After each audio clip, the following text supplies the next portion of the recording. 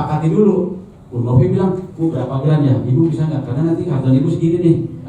Ibu-ibu lah yang berpikir, iya ya bagaimana saya untuk mencoba menjaga produk ini pas sampai di Malaysianya atau negara tujuan tidak hancur. Penyusunan itu memang sekarang ini kita sudah bisa beberapa barang yang memang sifatnya apa kita susun rapi di posisi tengah. Ya, cuma ya tadi kalau ibu lihat 100 sampai penuh seperti itu tujuannya apa? Karena kalau ada kekosongan barang kan rugi.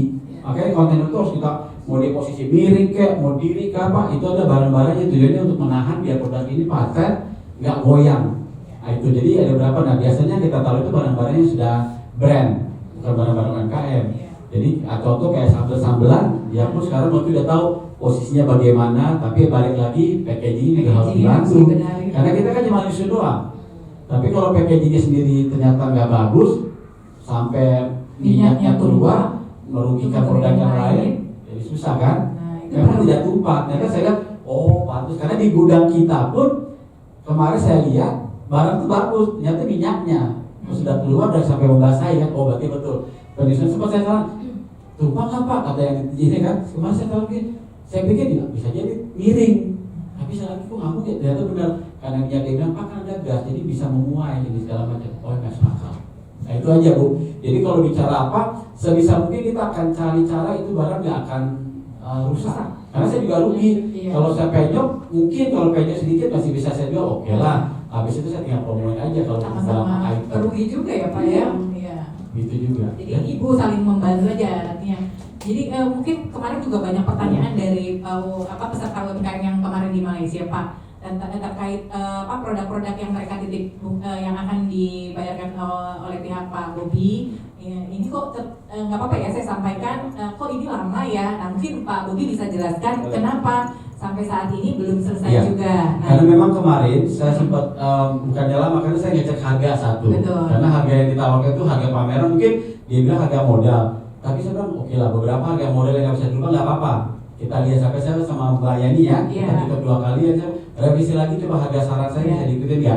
Karena ada beberapa item baru saya bilang kalau kosmetik baju saya nggak ngambil, tapi ternyata ada di situ dia ada kosmetik juga. Karena ini Indomaret ya Pak ya. Saya nggak jual memang saat ini kosmetikan gitu, karena itu ada izin tertentu kan. Tapi kalau itu barang sudah nyampe di gudang saya kan nggak mungkin saya bawa kemari. Yang kalaupun saya bawa kemari di custom nanti dicek, saya dituntut untuk bayar pajak, untuk ada salesnya gitu kan. Saya cuma bayar dihitung lagi. Nah itu memang sampai saat ini belum saya bayarkan karena saya masih tetap itu. Dan kemarin saya udah cek lagi, nanti coba saya cek lagi kalau oke udah tinggal bayar bikin invoice, diterbitkan ke Smartindo. Ingat Ibu, tim Smartindo tinggal lihat proses udah, karena itu baru sudah di Malaysia kan, otomatis tinggal kita bayarkan aja udah. Jadi ya, paham ya Bapak Ibu peserta online yang kemarin ikut event kita di Malaysia. Jadi terjawab ya apa yang ditanyakan Bapak Ibu terkait barang-barang yang masih ada di sana gitu. Jadi memang dari keseluruhan produk-produk yang Bapak Ibu titipkan di Indomaret itu memang belum semua bisa sesuai. Jadi kita harus semua dulu biar rapi baru kita selesaikan. Jadi jangan takut Bapak Ibu ya. Mungkin Bapak Ibu produk-produknya akan di sana bisa repeat order loh. Bisa iya. Jadi jangan khawatir Bapak Ibu untuk produk-produknya. Mungkin nanti ada produk-produk yang kemasannya terlalu besar ya Pak ya. Nah itu mungkin dari kemasan bisa untuk depannya ya Pak ya. Kalau misalnya memang ada repeat order bisa kemasannya lebih kecil atau apa ya, biar lebih kalau terlalu besar juga kan susah ya. Di pengemasannya kan. Pengemasannya. Kayak contoh kayak kerupuk ini kan kalau dikemas di karton yang standar sebenarnya harusnya oke. Cuma karena jadinya jadi sedikit terus nanti koyak-koyak jadi hancur kan. Itu yang jadi jadi kalau bisa gramnya lebih diperkecil Bu. Ya. Ya. Harusnya. Ya.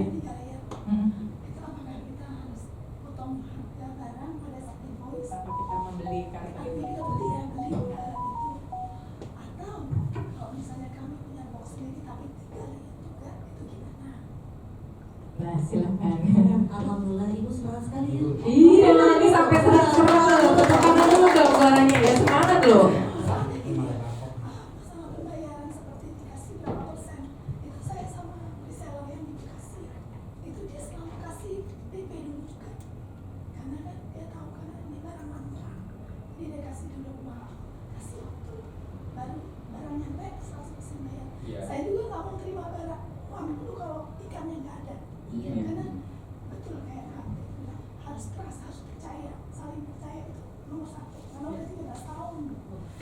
Oh, gitu.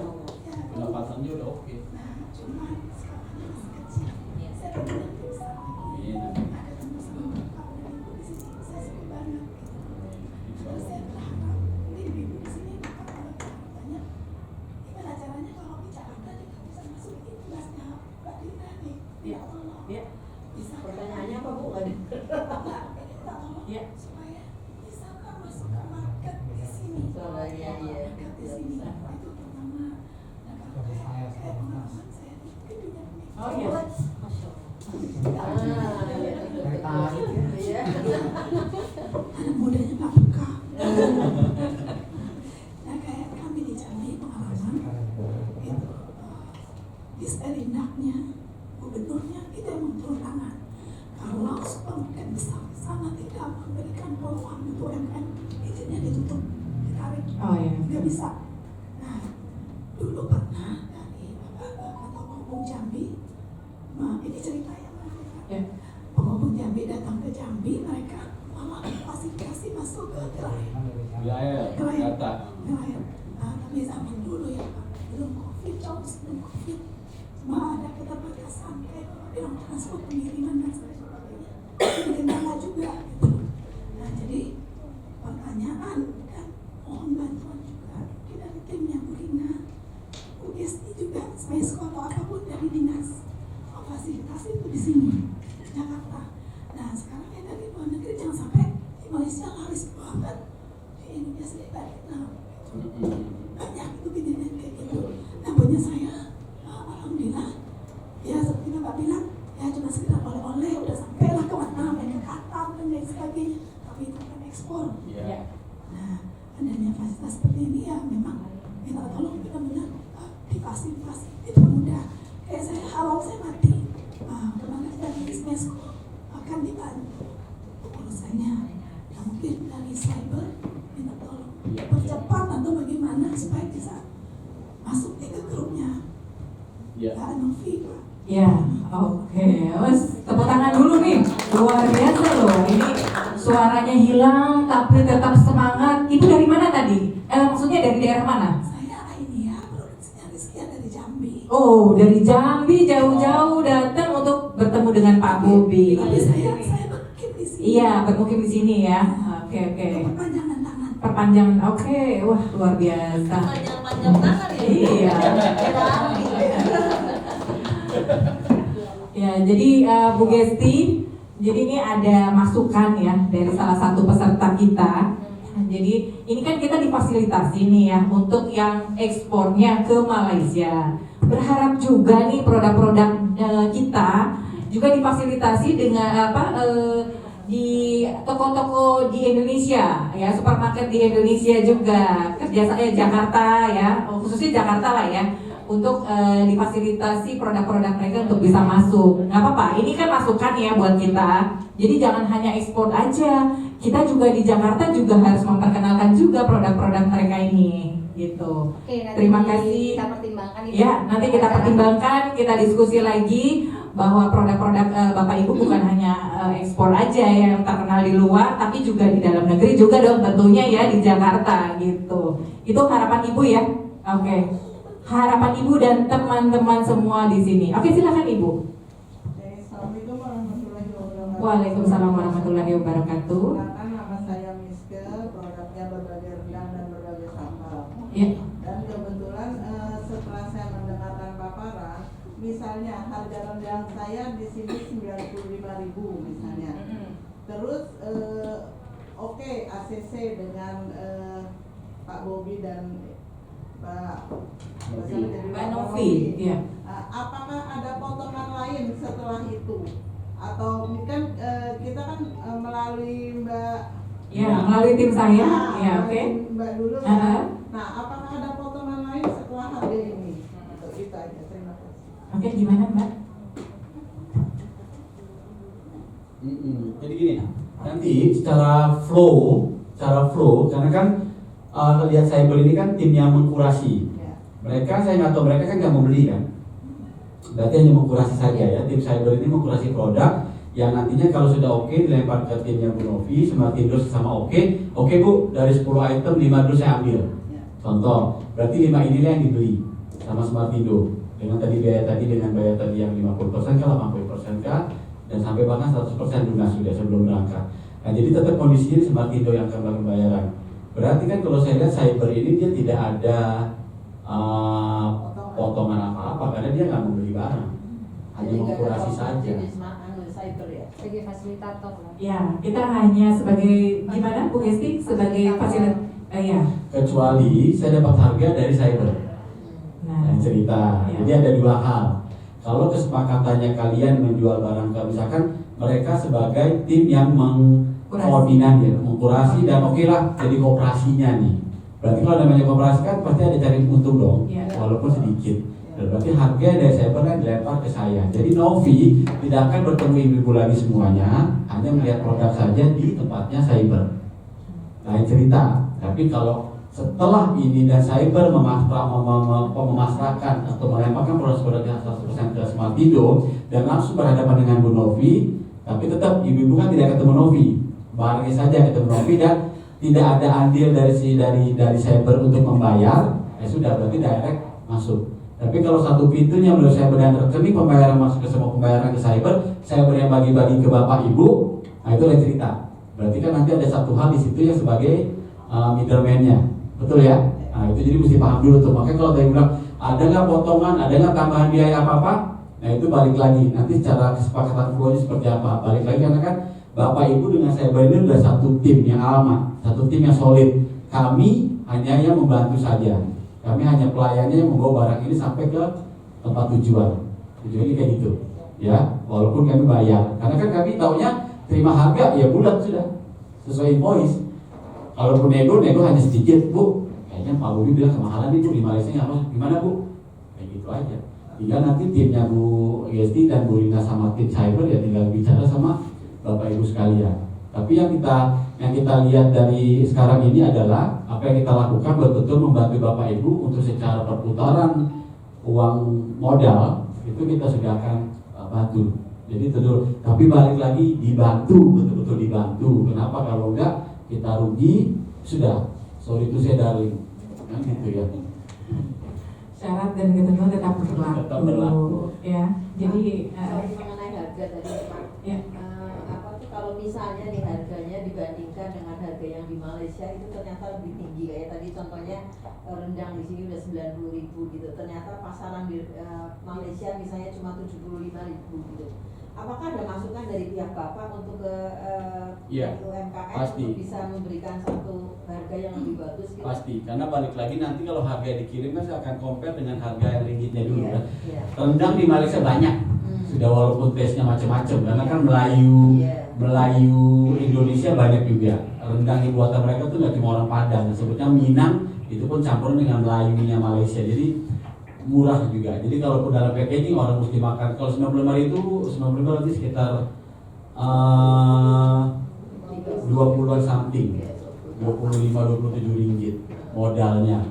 Berarti kan saya kalau logikanya saya ambil jual tambah teks segala macam, tambah margin saya jual katakan di 10%, itu berarti angka itu udah di lebih 40 ringgitan. Kalau untuk makan rendang 40 ringgit memang mendingan saya lari ke restoran Padang aja sekalian satu porsi saya cuma makan 12 ringgit. 30-20 ringgit itu sama minum gitu kan bisa makan rendang. Itu ya logikanya ya. Memang kita akan lakukan bicara nih ke ibunya, misalkan ibu bisa ibu bisa ngurangin apa jadi dari komposisi ibu atau ke gramasinya biar harga saya masuk. Jadi nggak harus ibu menjual ke saya dalam kemasan 250 gram. Ya. Pak, oke deh, pas 100 gram dalam kemasan botol, misalkan botol kayak sambal tadi, Ya, atau kaleng. botol kaca atau kaleng. Jadi kayak makanan kalengan. Ya. Cuma mungkin ada pos lagi dengan kaleng. Dari harga itulah sampai kita ketemu, oke. Kalau udah ketemu kita cek. Kenapa? Dan saya bilang psikolog orang membeli, kalau angka di Malaysia itu dengan 10 ringgit, 5 ringgit itu orang lepas tangan bisa dibilang. Dan saya bilang parkir aja kalau 1 jamnya dia harus bayar 2 ringgit. Mendingan saya parkir jauh di luar dan saya jalan kaki 100 meter untuk masuk ke mall. Nah mau bayar parkir 1 harian 3 jam 4 jam saya harus bayar parkir 10 ringgit, nggak mau. Mendingan saya parkir di luar walaupun nanti tilang gitu ya. Jadi seperti itunya gitu loh, orang lokal satu sampai itu nggak lihat mobil mewah pun mending kalau mahal saya pakai luar aja gitu. Nah apalagi untuk porsi makan, memang awal nggak tahu rasanya, setelah makan, oh juga ya, lain cerita kan. Tapi kan untuk awalnya ini kita kan mau melihat, karena ini kan introducing produk dengan introducing price. Entry point-nya mesti harus Entry point-nya dulu dilihat, kalau sudah meningkat repeat lain cerita. Saya bilang kenaikan harga akan ada cerita. Ongkos masuk begini, ada pajak pemerintah, yuk kasih pajak begini ya, gimana saya bertahan, saya mesti naikkan. Jadi hal kayak gitu kita sama-sama enak. Karena kalau di satu sisi memang Bu Novi atau dia nggak bisa bergerak nego terlalu jauh, karena kita kan lihat pasar pembelinya di sananya. Novi kan coba bilang, Pak, kurangi nih, bisa nggak kita ngambil segini aja margin, kurangi sini. Oke Pak, boleh Pak, bisa nih misalkan. Udah sampai kita pun kalau beberapa produk yang kita harus kurangi margin itu kurangi margin. Ya kan yang penting barang ini masuk dulu, lihat dulu di pasar. Udah, ujung-ujungnya tetap Bu pasar yang menentukan. Bukan ada kami. Ada masukan ya Pak? Ada pasti Pak Bobi akan sering diskusi atau Mbak. Ya, paling saya melalui Novi aja nanti Iya, tinggal Novi. di sininya kan. Karena kan Iya. kalau kita selalu Zoom itu juga kan makan waktu. Betul, juga. betul. Karena nanti private-nya apa? Bu Novi calling ke langsung ke Ibu atau Iya, Novi, saya betul. untuk ketemu. Soalnya sebetulnya kan opportunity dari pihak UMKM sendiri itu sebagai apa tuh bisa diterima di tubuh. Iya. Itu kan sudah suatu kesempatan yang luar biasa. Amin, Ya. betul. Sampai- Sama-sama maju sampai kita. nanti price ininya strateginya tuh ternyata tuh nggak sesuai dengan keadaan market di Malaysia gitu loh Pak. Iya, iya. Jadi mungkin kalau Bapak bisa kasih masukan ke UMKM-nya, oh ini sekarang harga di sana sekian, di bawah itu misalnya turunin lah atau Ya, apa gitu Iya, itu pasti Bu. Nanti pasti. kita akan berdiskusi ya terkait itu semua. Tapi ini kan merupakan sesuatu yang luar biasa ya. Kesempatan ini ya untuk para UMKM di sini. Pak Bobi sudah membuka peluang bukan hanya di Malaysia loh Bu. Iya. Di Pak Bobi akan meeting lagi setelah ini ya, akan produk Bapak Ibu insya Allah bisa ke negara-negara lain. Wah luar biasa. Oke, buat peserta online mungkin ada yang ingin bertanya lagi. Oh, ini kita Sebentar, ini yang online dulu ya Mbak ya, ASEAN ya, online mungkin yang ingin bertanya saya kasih kesempatan dulu. Kalau yang offline kan tadi sudah banyak berdiskusi dengan Pak Bobi langsung ya. Ini yang online saya kasih kesempatan dulu. Dia mau jawab dulu ya, Pak. Oh oke, mau dijawab dulu, oke silakan. Jawab ya Bu. Dia tadi nungguin Oh, iya, buat oke. jawab katanya. Baik, terkait masalah kardus atau kemasan untuk produk-produk Ibu ya. Tadi yang disampaikan kita punya 3 ukuran dengan spesifik 3 layer yang milimeter lah. Nanti saya akan berikan. Iya. Cuman bagaimana mekanismenya? Mungkin seperti itu ya. Revisi di lapangan seperti apa sih? Yang pertama, kita balik lagi, semua ada case-case-nya. Kalau UMKM itu udah nggak bisa disamakan dengan PT, gitu kan gampang. Telepon kirim sudah sekian karton, mobil pick up, mobil call gampang. Kalau UMKM itu nggak bisa. Tergantung juga kan, kita gabung. Tergantung produknya apa, jumlahnya berapa banyak, jaraknya berapa jauh, itu kan tetap dipikirkan. Salah satunya adalah kardus kemasan. Bukan kemasan apa ya? Packaging ya, packagingnya. Kami memang menyediakan untuk packaging 3 ukuran. Nanti mungkin biasanya sih saya suka berikan sampel ya. Iya, contoh. Jadi pada saat Ibu Rina mau kurasi, bisa sekalian tuh dicoba dites. ya. Masuk berapa Dites kilo? case tuh produknya kalau di kardus ini juga berapa sih, gitu kan? Seperti itu. Nah, bagaimana kardus itu bisa sampai ke Ibu? Tadi kan Ibu bilang apakah saya yang menyediakan, saya kirim ke Ibu, atau mungkin Ibu yang beli sendiri atau punya produk kardus sendiri gitu kan? Misalnya seperti itu. Sebetulnya untuk kardus atau kemasan packaging kami tidak mewajibkan. Karena apa? UMKM kita kan bukan Jakarta aja nih. Iya. Contoh Ibu dari Jambi, misalnya memang produksi di Jambi dikirim dari Jambi misalnya, Bengkulu atau sekitarnya. Kan tidak memungkinkan ongkosnya. Masa saya kirim kardus ke Jambi dulu? Itu berapa ongkosnya? Dari Jambi packaging mas kirim balik lagi ke kita kena biaya. Itu kan tidak efektif, tidak efisien. Jadi kalau untuk kardus packaging kita hanya memberikan referensi. Ukurannya sekian ya Bu, kurang lebih nggak masalah gitu.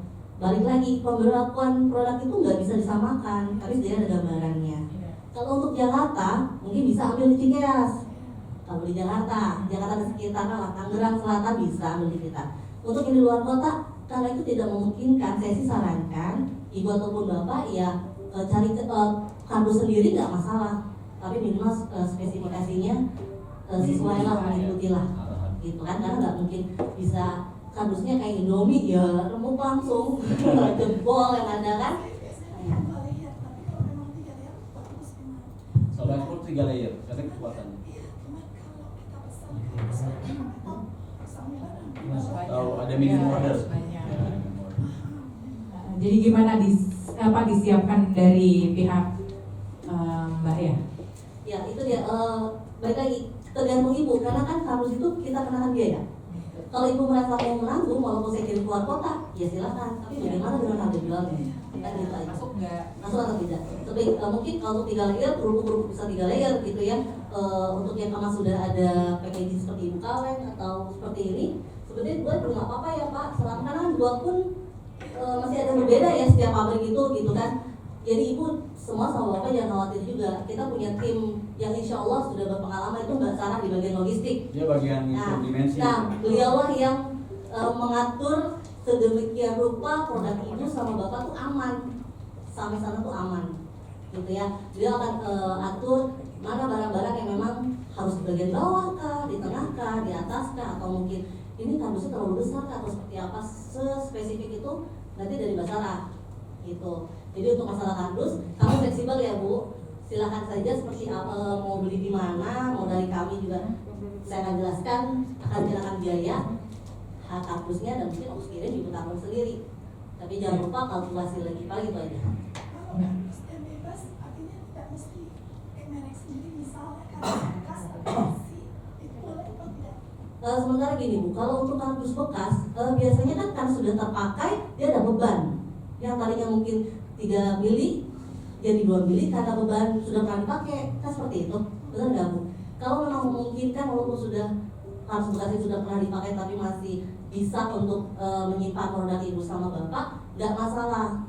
Tapi yang perlu ditekankan, pastikan itu memang ketebalannya itu ya kuatlah dan masih layak. Kemudian kalau ada brandnya, kami tidak menerima kardus bekas yang brandnya itu di luar. Contoh, kardusnya pakai kardus Pokari, kan bisa tebal ya. Ya ibu harus balik, gitu. Dibalik. Jadi kosong, luarnya kosong. Nanti ibu tinggal print, ibu bapak tinggal printkan saja deskripsi produk plus fotonya. Contohnya packagingnya kayak gini, atau itu kemaskan kan, ibu bisa gunting tempel di kardusnya ibu, jadi produk itu ketahuan di sini. Ya.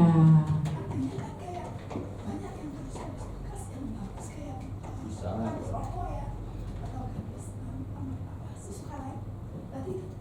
Iya. Untuk kardus FND ya Bu, diingatkan lagi gitu. Kadang kardus sabun itu sudah tebal ya, tapi kan bau sabun gitu. Ya, Karena itu tidak terpaksa disarankan. ada aja Ya. sulit-sulit. Jadi mengurangi resiko Bu ya, takutnya barang itu tidak diterima dari pihak Mbak dari pihak iya kan. Nah itu nanti seperti itulah ya. Jadi mengurangi resiko itu lebih baik sih, yang amannya memang disiapkan lah ya. Namanya kita mau ekspor ya kan, itu semua harus dipersiapkan lah ya, paling enggak gitu kan ya Mbak. Ya. Kalau untuk kardus sebenarnya ibu bisa nggak suatu percetakan Bu? Kalau percetakan minimal 500, minimal 500 dengan ukuran tertentu misalnya. Kalau di Jakarta khususnya di pasar Minggu tuh banyak tuh Bu. Ya toko-toko yang menjual kardus bekas kemasan, sebenarnya bukan bekas, tapi mungkin ada reject sedikit, mungkin ukurannya tidak sama, hanya seperti itu. Nah carinya seperti itu, mungkin itu lebih murah, 50% lebih murah. Di mana Bu? Kalau kita di pasar Minggu, pinggir jalan, kayaknya banyak ibu di pasar Minggu. Ada kenapa? Ini kardus bekas seperti itu Bu, jadi dia tuh barang-barang reject sebenarnya. Berarti ada cetakannya. Kosong, polos.